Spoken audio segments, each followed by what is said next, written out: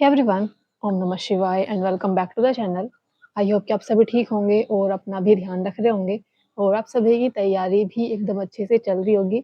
और आप सभी ने आरडब्ल्यूए का मॉक टेस्ट लगाया होगा जो 3 जून को आया था। और ये वाला मॉक टेस्ट जो है पिछले वाले जो लास्ट संडे में जो मॉक टेस्ट आया था उससे थोड़ा-सा तो ईज़ी था, लेकिन फिर भी मतलब स्कोर ठीक बनने के बाद जो पहले वाला मॉक टेस्ट था संडे वाला उससे स्कोर ज़्यादा बना है, लेकिन परसेंटाइल दोनों में मेरी सेम है। क्योंकि उसमें जब मैंने स्टार्टिंग में जब वो संडे वाला मॉक टेस्ट लगाया था उसके अंदर परसेंटाइल जो थी वो 89 थी और उसके बाद जब मैंने 1-2 दिन बाद देखा तो उसमें 91 परसेंटाइल हो गई थी। अभी जो मैंने आज मॉक टेस्ट लगाया यानी कि 3 जून वाला, इसमें मॉक टेस्ट में परसेंटाइल ऑलरेडी 91 है। तो अभी देखते हैं क्या-क्या स्कोर रहा, क्या-क्या चीज़ें रहीं। और ये मैं हमेशा समझती थी कि वेडनेसडे में ये स्टार्टिंग में मतलब मॉर्निंग के टाइम पर ही आ जाता है। लेकिन ये आता है इवनिंग के टाइम पर 7 बजे के बाद ये मॉक टेस्ट ओपन होता है। तो फिर मैंने ये शाम के टाइम ही लगाया था मॉक टेस्ट, इसलिए जो रैंक वगैरह होगी, जो भी स्कोर होगा, जो परसेंटाइल वगैरह होगी रात के टाइम की ही दिखाएगा। उस टाइम पर बहुत कम लोगों ने लगाया था, ज़्यादा लोगों ने नहीं लगाया था। आई थिंक 6-7 हज़ार शायद ने लगाया था। जिस टाइम मैंने शाम को मॉक टेस्ट लगाया था। तो इसी वाले मॉक टेस्ट का एनालिसिस करते हैं, क्या-क्या चीज़ें रही, कितना स्कोर रहा, किस सब्जेक्ट में क्या-क्या चीज़ें रही। और हाँ, उससे पहले मैं आप सभी को बता दूँ, देखो मुझे नहीं कन्फर्म है कि मैं इस वाला जो एग्ज़ाम है इसका पेपर दे पाऊँगी, नहीं दे पाऊँगी। क्योंकि डीएलएड के जो मेरे इंटरनल एग्ज़ाम्स हैं वो 8, 9 और 10 इन 3 दिन रखे गए हैं और एग्ज़ैक्ट वही पैटर्न है जो जो मेन एग्ज़ाम का था, जो एक्सटर्नल एग्ज़ाम थे हमारे डीएलएड के, उनका जो पैटर्न था। मैं इधर स्क्रीन पर ये दिखा दूँगी आपको कि डेट शीट क्या रखी गई है। मतलब एक चीज़ मुझे समझ नहीं आ रही, मुझे लगता है कि मतलब सब चाहते हैं कि बस मैं ये पेपर ना ही दूँ। क्योंकि देखो डीएलएड में फर्स्ट सेमेस्टर हुआ, सेकंड सेमेस्टर हुआ, थर्ड सेमेस्टर हुआ, कभी मेरे इंटरनल एग्जाम्स नहीं हुए डीएलएड में, कभी भी नहीं। इंटर्नशिप होती थी वो कंप्लीट हो जाती थी टाइम से, लेकिन फोर्थ सेमेस्टर में आकर इन्होंने इंटरनल एग्जाम ही ले रहे हैं कॉलेज वाले, मतलब तो फोर्थ सेमेस्टर में ले रहे हैं तो ले रहे हैं, लेकिन ये मतलब कॉलेज ने डेट शीट भी यही रखी है बिल्कुल 8, 9 और 10, मतलब जिस दिन यूपी पुलिस का पेपर है उसी दिन की इन्होंने डेट शीट रख रखी है 8, 9 और 10 की।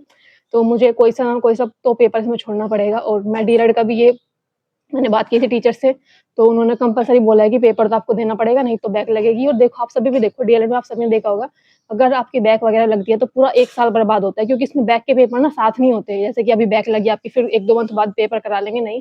अगली साल जब आप 4th सेमेस्टर में आते हो ना, तब आपके जो है बैक के पेपर होते हैं। तो ये भी चीज़ की टेंशन है, क्योंकि और वैकेंसी भी इसकी आने वाली है टीचिंग की। अगर आपकी किसी भी सब्जेक्ट में बैक होती है, तो आप टीचिंग का जो मेन फॉर्म होता है, जो वैकेंसी वाला फॉर्म होता है, वो फॉर्म नहीं फिल कर पाओगे। तो ये चीज़ें रही। उसके बाद फिर 1-2 दिन बाद पता चला कि अभी जो है इंटर्नशिप भी स्टार्ट होएगी। एग्ज़ाम हो चुके हैं 4th सेमेस्टर के, सब कुछ हो गया, अब इंटरनल एग्ज़ाम होंगे, अब इंटर्नशिप होगी। तो मतलब मुझे ऐसा लगता है कि अगर आपको किसी भी कॉम्पिटिटिव एग्ज़ाम की तैयारी करनी है ना, तो डीएलएड में बिल्कुल एडमिशन मत लेना, क्योंकि एक पेपर भी मैं ढंग से नहीं दे पाई हूँ जब से मैंने डीएलएड में एडमिशन लिया है। फर्स्ट सेमेस्टर में जब मैं थी, तब मेरा जो पुलिस का एग्ज़ाम था वो 23 अगस्त का था और डीएलएड के पेपर 10 अगस्त के थे। तो वहाँ मेरा वो पेपर बेकार हो गया उसी की वजह से, क्योंकि आप कितनी भी कोशिश करो, आपको 10-15 दिन तो निकालने पड़ते हैं डीएलएड के लिए भी, पढ़ने के लिए चीज़ें। तो वहाँ पर ऐसी चीज़ें रही और अभी आप सभी ने देखा, अभी जस्ट मेरे 20 तारीख को पेपर खत्म हुए थे, फिर इसका था। और ये सब तो चलो देखा भी जाए कि 10 दिन पहले चलो खत्म हो गए थे, लेकिन अभी जो ये इंटर्नशिप जो इंटरनल एग्ज़ाम है, इनकी डेट बिल्कुल यही रखी गई है एग्ज़ैक्ट, और टीचर ने भी बोला है कि कंपल्सरी ये पेपर तो देने पड़ेंगे आपको। तो अभी मैं खुद ये कन्फ्यूज़न में हूँ कि कौन-सा पेपर मुझे छोड़ना है, कौन-सा मैं पेपर दूँ, ये समझ नहीं आ रहा है मुझे। चलो अभी हम फिलहाल तो एनालिसिस करते हैं जो मैंने आरडब्ल्यू का मॉक टेस्ट लगाया था, इस वाले मॉक टेस्ट का। मतलब जब जब से मैंने ये डेट शीट देखी थी ना कि ये वाले जो पेपर्स हैं 8, 9 और 10 में है, मैं उस दिन से ढंग से पढ़ नहीं पाई हूँ। चलो हम स्कोर देखते हैं पहले।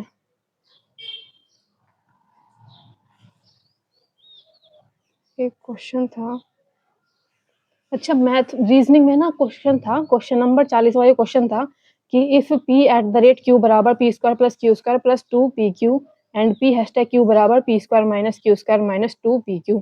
ये क्वेश्चन था और इसमें यही नहीं पूछ रखा था कि इसमें निकालना क्या है, इसमें सिर्फ इन्होंने इसकी वैल्यूज दे रखी थी, यानी कि एट द रेट का क्या मतलब है और हैशटैग का क्या मतलब है। लेकिन इसमें एक्चुअल क्वेश्चन निकालना क्या था ये नहीं दे रखा था, या तो ये बाद में ओपन हुआ होगा, मैंने तो काफी देर तक इसमें बाद में वेट भी किया था, ये ओपन ही नहीं हुआ था मेरे में क्वेश्चन। तो ये रीजनिंग वाले पार्ट में था एक क्वेश्चन ऐसा।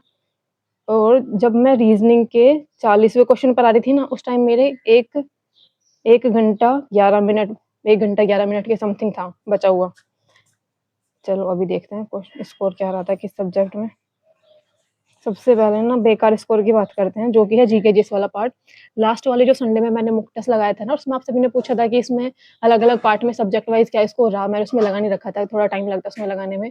तो उसमें सबसे पहले मैं इस वाले का बता देती हूँ। जीएस के अंदर मेरे 21 क्वेश्चन सही हैं और 17 क्वेश्चन गलत हैं। जीएस तो मेरी बिल्कुल बेकार ही जा रही है, या तो पता नहीं ये लोग ऐसे पूछ रहे हैं कि मुझसे क्वेश्चन ही नहीं बन पा रहे, या फिर मतलब मैंने पढ़ी ही नहीं है ढंग से जीएस।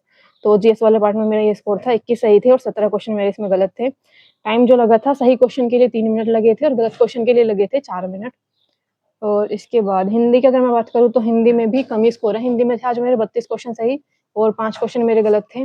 3 मिनट लगे थे सही क्वेश्चन को करने के लिए और 1 मिनट लगा था गलत क्वेश्चन को करने के लिए। उसके बाद आता है रीजनिंग वाला पार्ट, और रीजनिंग आजकल ये लोग ऐसे ही दे रहे हैं कि मतलब अच्छा खासा टाइम लग जाता है रीजनिंग को करने में, ऑलमोस्ट 35 से 40 मिनट लग जाती हैं। तो रीजनिंग में आज मेरे 46 क्वेश्चन सही थे और 4 क्वेश्चन मेरे इसमें गलत थे। 40 मिनट लगे थे सही क्वेश्चन को करने के लिए, 3 मिनट लगे थे गलत क्वेश्चन को करने के लिए। रीजनिंग मुझे लगता है लास्ट 2-3 मॉक टेस्ट से ना रीजनिंग सही आ रही है, मतलब कैलकुलेशन लगती है हर क्वेश्चन में, स्पेशली जो वो नंबर जो अल्फाबेट वाली सीरीज बनती है ना, उसमें कुछ-कुछ में तो ऐसे लॉजिक लगा रखे होते हैं कि बिल्कुल आपको समझ ही नहीं आएगा कि इसमें क्या लॉजिक लग रहा है। और रीजनिंग का हो गया। अभी बात करते हैं मैथ वाले पार्ट की। मैथ की अगर मैं बात करूँ तो इसमें 23 क्वेश्चन सही थे और 2 क्वेश्चन गलत थे। 38 मिनट लगे थे सही क्वेश्चन को करने के लिए और 4 मिनट लगे थे गलत क्वेश्चन को करने के लिए। ये रहा था ओवरऑल मैथ वाले पार्ट में स्कोर। तो सभी सब्जेक्ट में मैंने बता दिया आई थिंक। हिंदी का भी हो गया। हिंदी में भी आज वैसे तो चीज़ें सही दे रखी थी, शायद मुझे नहीं लगता है शायद गद्यांश वाले क्वेश्चन गलत हुए होंगे, शायद हो सकता है। क्योंकि गद्यांश के ही क्वेश्चन ऐसे बनते हैं जिसमें ज़्यादातर गलतियाँ हो जाती हैं, या फिर जो हिंदी का जो व्याकरण वाला भाग है, जनरल अवेयरनेस, सबसे ज़्यादा बेकार यही सब्जेक्ट चल रहा है, जीके जीएस वाला पार्ट, जिसमें 21-22 से तो ज़्यादा नहीं हो रहे। और इसके बाद मैथ वाले पार्ट में भी ना कैलकुलेशन अच्छी खासी दे रखी होती है इन्होंने, मतलब पूरा एकदम ऐसा लगता है कि मतलब पूरे टाइम में ही मतलब पूरा पेपर अटेम्प्ट करना ही ऐसा लगता है कि शायद इतने टाइम में नहीं हो पाएगा ये। जिस तरह के मैथ के क्वेश्चन थे, हर एक क्वेश्चन में ठीक ठाक कैलकुलेशन लग रही थी, ऐसा बिल्कुल ज़्यादा आसान नहीं थे। लेकिन हाँ, पिछले वाला जो संडे वाला जो मॉक टेस्ट आया था उससे थोड़ा ठीक था। उसमें तो मैथ और रीजनिंग ऐसी दे रखी थी, स्पेशली रीजनिंग वाला पार्ट। उसमें तो सभी के मुझे लगता है रीजनिंग में शायद 40 से 45 मिनट से भी ज़्यादा सबके लगे होंगे।